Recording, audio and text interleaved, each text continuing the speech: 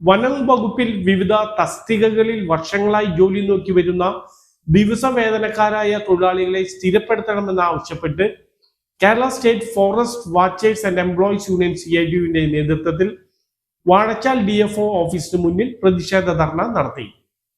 Athirappilly panchayat president VS Satheesh Kumar ഉദ്ഘാടനം ചെയ്തു. തൃശൂർ ജില്ലാ സെക്രട്ടറി KK പ്രതാപൻ അധ്യക്ഷനായി.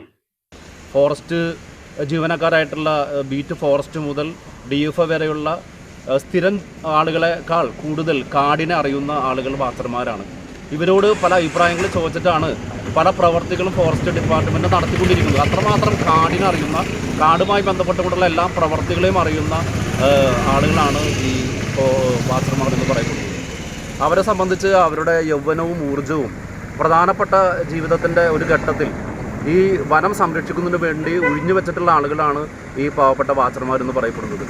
അവർക്ക് അവരുടെ ജോലിയുടെ സ്ഥിരത ഉറപ്പുവരുത്തുക എന്നുള്ളത് ബന്ധപ്പെട്ട ഡിപ്പാർട്ട്മെൻറ്റിൻ്റെയും ഗവൺമെൻറ്റിൻ്റെയും ഒരു പ്രധാനപ്പെട്ട ഉത്തരവാദിത്തമാണ്.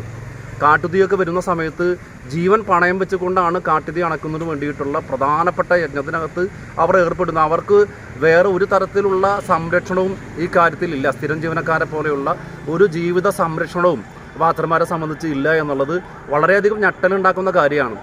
ഏതു നിമിഷവും ഇവരെ പിരിച്ചുവിടാവുന്ന ഒരു സാഹചര്യവും നിലവിൽ നിൽക്കുകയാണ്. അതുകൊണ്ട് അവരുടെ ജീവിതം സംരക്ഷിക്കുക എന്നുള്ളത് യൂണിയനെ സംബന്ധിച്ച് പ്രധാന ഉത്തരവാദിത്വമായിട്ട്